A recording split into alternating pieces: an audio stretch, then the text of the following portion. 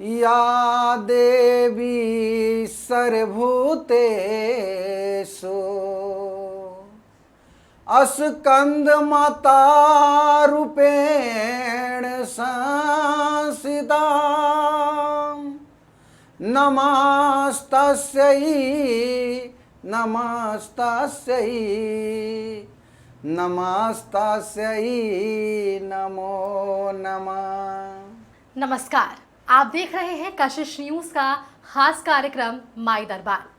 और माई दरबार के इस खास कार्यक्रम में हर दिन की तरह आज भी हम माँ के अलग अलग स्वरूपों पर बातचीत कर रहे हैं। आज का दिन विशेष क्योंकि आज 5वें दिन माँ स्कंद माता पर हमारी विशेष बातचीत होगी, जिसके लिए हमारे साथ खुद सुप्रसिद्ध ज्योतिषाचार्य पंडित अभय श्री कृष्ण जी महाराज जी जुड़े हुए हैं और इनसे ही सीधे जानने की कोशिश करेंगे और बातचीत करेंगे। महाराज जी, बहुत बहुत स्वागत है कशिश न्यूज पर। बहुत बहुत धन्यवाद। आपने जिस ऊर्जा के साथ आज के इस कार्यक्रम की शुरुआत की है, मुझे आशा है कि हमारे जो दर्शक आज सुन रहे हैं वो आधे घंटे स्क्रीन छोड़कर नहीं जाने वाले हैं। सबसे पहला सवाल आपसे हर रोज की तरह आज ही, स्कंद माता का जिक्र जब भी होगा 5वें स्वरूप के तौर पर क्यों होगा और उनकी उत्पत्ति का एक बार कारण हमारे दर्शकों तक साझा करिए। माता स्कंद देवी की 5वें रूप मानी जाती है। माता स्कंद पार्वती के ही एक रूप मानी जाती है। तारकासुर नामक एक राक्षस था। वो दैत्य पूरी सृष्टि पर अत्याचार इतना जोरों शोरों से फैला रखा था कि पूरी संसार त्राहि त्राहि कर रही थी, क्योंकि वो वरदान था कि भगवान शिव के ही पुत्र के हाथ से उसकी मृत्यु हो सकती है। अब भगवान शिव के पुत्र हो कैसे, इसके लिए माता पार्वती ने अपना ही एक स्वरूप बनाई, जिसके कारण स्कंद रूपी बाल रूप, इसे कार्तिकेय भी कहते हैं, स्कंद रूप बाल रूप माता कार्तिकेय ने अपने हाथों में लिए हुए कार्तिकेय का जन्म हुआ। जब माता स्कंद के हाथ में कार्तिकेय के लिए हुए जन्म हुआ, उसी दिन से स्कंद मतलब बालक भी, स्कंद छोटा कहा जाता है, उसी दिन से उस पार्वती के दूसरे स्वरूप माता को स्कंद के जन्म देने वाली माता यानी स्कंद माता के रूप में नामकरण किया गया। वहीं कार्तिकेय जो बाल्यकाल में स्कंद थे, वो बड़े होकर कार्तिकेय बन जाते हैं और वहीं कार्तिकेय तारकासुर नामक दैत्य का संहार करते हैं। उसे संहार करने के लिए ही माता पार्वती से तमाम देवी देवताओं के विशेष आग्रह पर माता स्कंद की उत्पत्ति हुई। माता के उत्पत्ति के विवरण हमने जाने, ऐतिहासिक और पौराणिक कथाओं के अनुसार क्या है विशेषता, ये हमने जाना है। अब अगला सवाल हर दिनचर्या की तरह आज ही आपसे, माता स्कंद माता की आराधना से जुड़ी जो विधि विधान है, उनकी आराधना, जैसा कि आप पहले भी कहते नजर आए हैं कि पूजा की विधि एक है लेकिन मन साफ, तो आप माँ से जुड़ाव अधिक कर पाएंगे। आज के लिए विशेष क्या? विशेष तौर पे आज सब परिवार सहित प्रातः काल जगें और जग स्नान ध्यान करके सफेद या पीले कलर का वस्त्र धारण करें, क्योंकि माता को सफेद भी प्रिय है और पीला भी प्रिय है। और ये दोनों वस्त्र धारण कर, जो आपके पास अगर ये दोनों भी नहीं है तो सुविधा के अनुसार वस्त्र धारण करें। सब परिवार एक साथ बैठकर पूजन पाठ शुरू करें। माता को सब श्रृंगार के वस्तुएं, जैसे आप रोली है, चंदन है, अक्षत है, प्रसाद है, पुष्प है, धूप है, दीपक है, इस तमाम सामग्री लेकर माता का पूजन प्रारंभ करना चाहिए। इसमें माता को सफेद कमल का पुष्प अर्पित करना चाहिए, क्योंकि माँ कमल पर विराजमान है जी। इसलिए माँ को एक पद्मासन देवी भी कहते हैं, जो कमल पर हमेशा पदासीन है। तो माँ को कमल, अगर सफेद कमल जो भी भक्त अर्पित करते हैं नवरात्रि के दौरान, उनकी मनोकामना अवश्य पूरा होता है। सफेद पुष्प का माला अर्पित करें एवं भोग में केले का बना हुआ किसी प्रकार की अगर सामग्री हो तो केले का बना हुआ ही भोग अवश्य लगाएं। जैसे केला का मेवा बनाएं, केला का हलवा बनाएं, केला का पुआ मालपुआ बनाएं, केला का दूध में डालकर खीर बनाएं। केला ही उनका प्रिय है और उसके साथ साथ बालक रूपी स्कंद भी उनके पास रहते हैं, तो बालक के लिए भी कुछ फल और प्रसाद अवश्य भोग लगाएं। ये कार्य करने से माता प्रसन्नचित होती है, प्रफुल्लित होती है और उन्हें चुनरी भी चढ़ाएं, सफ़ेद कलर का या पीला कलर का। बिल्कुल महाराज जी, जिस तरह से आपने बताया कि किस विधि विधान के साथ आप माँ की आराधना कर सकते हैं और माँ को प्रिय क्या है, वापस से वही सवाल रहेगा मेरा महाराज जी, क्योंकि देखिए जब भक्त माँ की आराधना करते हैं विशेष तौर पर इन 9 दिनों में, तो एक मन में इच्छा होती है, मन में मनोकामना होती है। उन मनोकामनाओं के लिए भक्त जो है माँ के सामने अर्जी लगाते हैं। आज कौन सी वो अर्जी लगाएंगे भक्त जो वो मनोकामना पूर्ण होती नजर आएगी? माता स्कंद का जो भक्त पूजन करेंगे उनके घर में कभी निसंतान योग नहीं हो सकता है, क्योंकि माता स्कंद का पूजा जहां हुआ वहां पुत्र या पुत्री की जन्म होना तय है। खास करके अगर पुत्र की इच्छा जिनको है उन्हें मां स्कंद का पूजा अवश्य करना चाहिए। जिन्हें बहुत दिनों से भी पुत्र या पुत्री की प्राप्ति नहीं हो रही है और श्रद्धा भाव से अगर माता स्कंद की उनके घर में पूजा हो, और अगर आप नवरात्रि में करें वो करें ही करें, जी, जी। लेकिन उसके बाद भी 40 दिनों तक माँ की एकदम एक अनुष्ठान लेकर, एक संकल्प लेकर अगर माता स्कंद की पूजा किया जाए तो मैं ये दावे के साथ कहता हूं कि उनके घर में वंश का वृद्धि अवश्य ही होगा। वंश न होने का समस्या समाप्त हो जाएगा, क्योंकि बहुत सारे जातक ऐसे हमारे पास भी आते हैं जिनको पुत्र की समस्या है। दूसरी चीज, एक पुत्र की समस्या का समाधान होगा।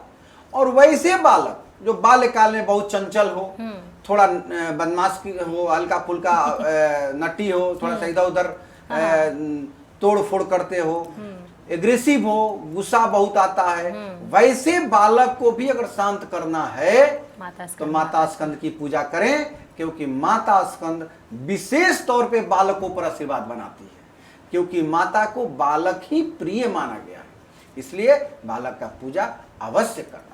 तो चलिए देखिए, विशेष तौर पर माँ की आराधना करने से बाल स्वरूप को हम हो सकते हैं, और जो मनोकामना आपकी होगी पुत्र से जुड़ी और पुत्री से जुड़ी हुई, इन तमाम पहलुओं पर भी आप माता की आराधना ज़रूर करिएगा। यहाँ पर वक्त फ़िलहाल महाराज जी एक छोटे से ब्रेक का है, ब्रेक के उस पार हम ज़रूर आपको बताएंगे और भी कुछ रोचक तथ्य।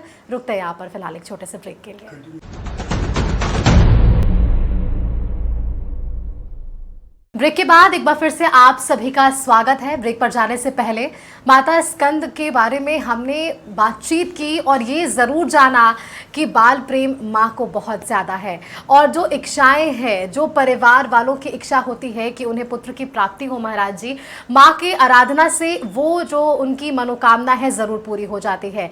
लेकिन एक सवाल थोड़ा इत्र हटकर मैं पूछना चाहूँगी आपसे कि आज की जो पीढ़ियाँ हैं, आज के जो परिवार वालों को हम देखते हैं, क्योंकि आपने बाल स्वरूप का जिक्र किया है, तो ऐसे में उन परिवारों के लिए आपका क्या कुछ संदेश होगा जो बच्चों में भेदभाव, या कहें कि जिस वजह से हम माँ की आराधना करते हैं, माँ जो भक्ति भाव के लिए जानी जाती हैं, वो आज थोड़ा कम पड़ता हुआ नजर आ रहा है? माता की पूजा कर रहे हैं और आप खासकर स्कंद माता की पूजा कर रहे हैं, और आप अपने अगर घर में बच्चों के प्रति भेदभाव रख रहे हैं तो कतई आपकी पूजा स्वीकार नहीं है। बच्चा को तो बाल रूपी भगवान ही माना जाता है, बिल्कुल, क्योंकि 5 साल की अवस्था तक बच्चा जो होता है वो बाल रूपी भगवान है। बिल्कुल, उसमें माता भी विराजमान है, उसमें हर देवी देवता विराजमान है, तीनों शक्तियां जो कही जाती है ब्रह्मा विष्णु महेश भी विराजमान है। क्योंकि वो भगवान है।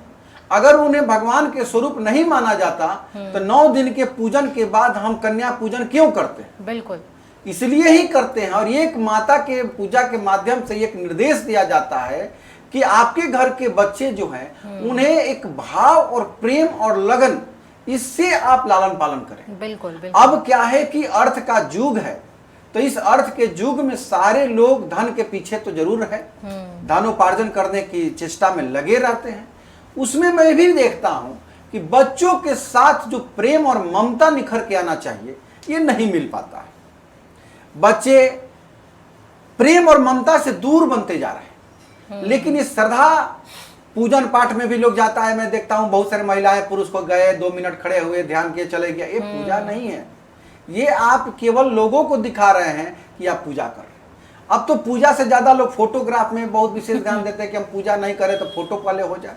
तो पूजा नहीं हो रहा है, वो आप एक मनोरंजन के कारण बन के वहां पे गए। बिल्कुल। अगर आपको पूजा करना है तो क्या फोटो, क्या वस्त्र, क्या भेष, जब मन में पूजा में लीन हो जाएंगे तो आप बारिश में भीग रहे हैं कि कीचड़ में बैठे हैं, ये आपको कब से पता चलने लगा। सही बात है। ममता की बात करें तो बच्चों को ममता अगर नहीं मिलेगा माता पिता का, वही बच्चा बड़ा होकर माता पिता से दूरी बनाता है। क्योंकि 5 साल तक बच्चों को जिस वेशभूषा में आप सींचेंगे वही बच्चा बड़े होकर आपको सींचेगा। मैं और भी देखता हूं कि 2-3 साल की उम्र में ही अपना बोझ हटाने के लिए बच्चों को विद्यालय में पठन पाठन के लिए लोग भेज दिया जाता है। बिल्कुल, बिल्कुल। अब बताइए कि जो बच्चे का खेलने का उम्र है, हंसने का उम्र है, उस उम्र में बच्चा को आप बैग लटका देते हैं और बच्चा जो है कि उसी दिन से बोझ तले दबते दबते चला जाता है। नहीं, पहले जैसे वैदिक समय में या पहले के इतिहास आप उठाएं, 5 साल तक बच्चा मजबूती से अपने घर पर रहता था और उसकी शिक्षिका उसकी माँ होती थी और बच्चा 5 साल के बाद विद्यालय की तरफ या गुरुकुल की तरफ प्रस्थान करता था। तो मैं ये कहूँगा कि आप सब अगर जिनके घर में बच्चा है वो तो महत्व नहीं दे रहे हैं, लेकिन जिनके घर में बच्चा नहीं है जाकर बच्चे का महत्व उनसे पूछें। आप अपने घर में अगर बेटा हो या बिटिया हो, दोनों को एक भाव समभाव से प्रेम और स्नेह करें। और जितना भी आप काम भी करें, आप अपना रोजी रोजगार भी करें, लेकिन उसमें से भी समय निकालकर बच्चों से स्नेह प्रेम जरूर करना चाहिए। बिल्कुल महाराज जी, आपने आज जो बातें कही है इससे बेहद ही मैं भी जो हूँ सोच सक रही हूँ इन सारी चीज़ों को कि हमेशा ही हम सुनते हैं कि हमारी सबसे पहले जो शिक्षक होती हैं वो हमारी माँ होती हैं और उनसे सीखा हुआ हर वो जीवन में हम अपने आगे लेकर बढ़ते हैं। माँ की वापस से बात हो रही है तो एक बार माँ के स्वरूप और प्रतिमा का जिक्र कर लेते हैं महाराज जी। माँ के स्वरूपों पर आप हर दिन बताते हैं और माँ अगर स्कंद की बात करें तो उनके हाथों में क्या कुछ विराजमान और उनके नाम लेने के साथ वो कौन सा दृश्य आपके आंखों के साथ है? आज माता स्कंद का पूजन नवरात्रि के 5वां दिन धूमधाम से मनाया जाता है। माता स्कंद का आज बहुत ही मनमोहक और मोहिनी स्वरूप है। एकदम जैसे एक बालक से माता का प्रेम और स्नेह का चलता है समय, वही स्वरूप में मां विराजमान है। मां के 2, एक दाहिने हाथ के ऊपर के हाथ और बाएं हाथ के ऊपर के हाथ में 2 कमल पुष्प धारण की हुई है। मां 4 भुजा वाली है और दूसरे दाहिने हाथ में माता को वर मुद्रा है, आशीर्वाद के मुद्रा में, और बाएं हाथ में बाल रूप स्कंद यानी कार्तिकेय को अपने गोद में बैठाई हुई। बालक रूपी कार्तिकेय गोद में बैठे हुए हैं। तो मां का चेहरा मनमोहक है।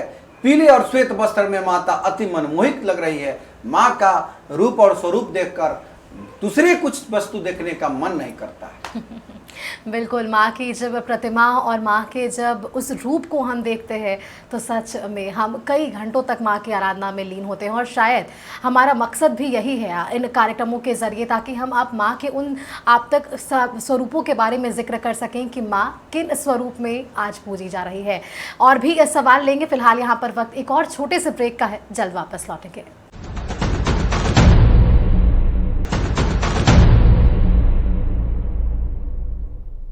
ब्रेक ब्रेक के बाद एक बार वापस से आप सभी का स्वागत है। अब अंतिम पड़ाव पर आज के हम इस कार्यक्रम में हैं और जाते जाते वो सवाल भी हम सुप्रसिद्ध ज्योतिषाचार्य से जरूर लेना चाहेंगे, क्योंकि ज्योतिषी जी आपका उस पर भी विशेष रुझान रहा है और आप वहाँ पर भी लोगों को बताते नजर आए हैं कि माता की आराधना किस विधि विधान के साथ और ज्योतिष शास्त्र के साथ अगर हम देखें तो कैसे विशेष हो जाता है। तो अगला सवाल मेरा आपसे ही होगा, अगर माँ स्कंद की बात करें या माता की बात करें तो इनका ज्योतिष शास्त्र से क्या है संबंध?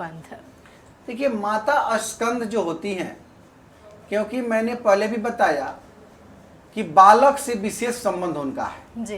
तो ज्योतिष के दृष्टिकोण से जिन भी जातक के कुंडली में बुध और गुरु अगर कमजोर हो, उन्हें माता स्कंद की पूजा अवश्य करना चाहिए, क्योंकि बुध बुद्धि का प्रतीक माना जाता है, मन को स्थिर करने के लिए माना जाता है, विद्वान बनाने के लिए माना जाता है, एवं गुरु आर्थिक स्थिति को मदद करने के लिए माना जाता है, संतान प्राप्ति में मदद के लिए माना जाता है।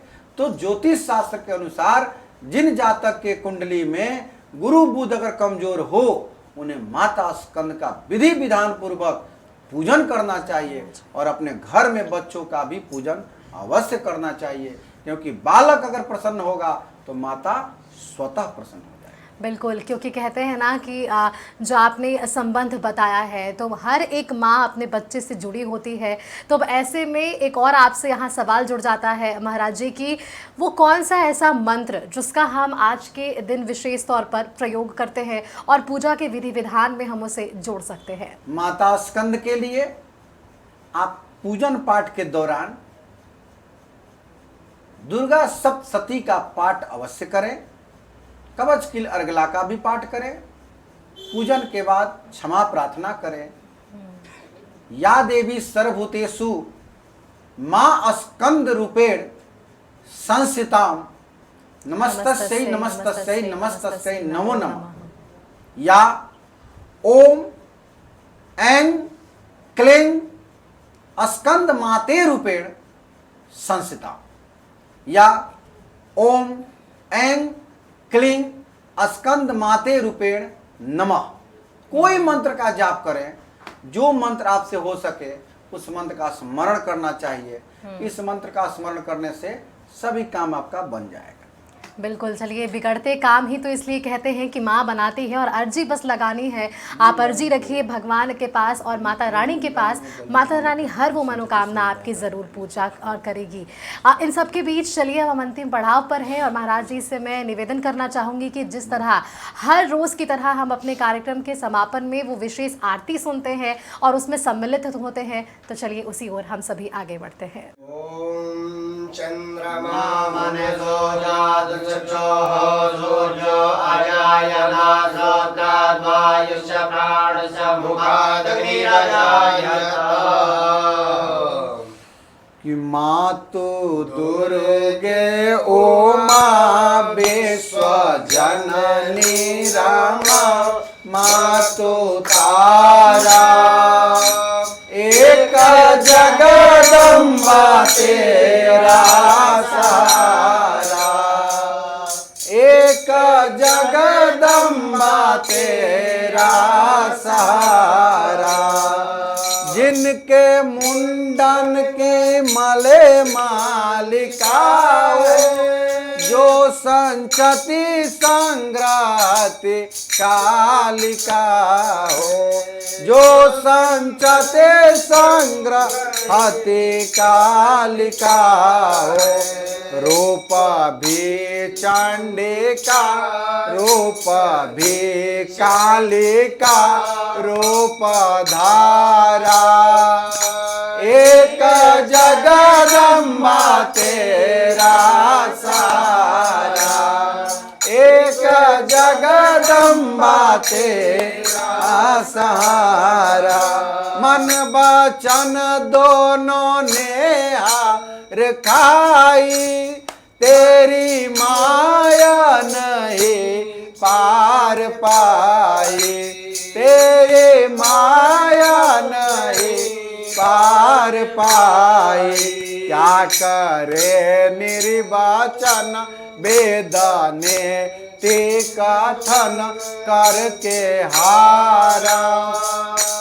एक जगदम्बा तेरा सहारा, एक जगदम्बा तेरा सहारा। है हजारों ही अपराध मेरा, पर हूँ बधम पात के पुत्र तेरा।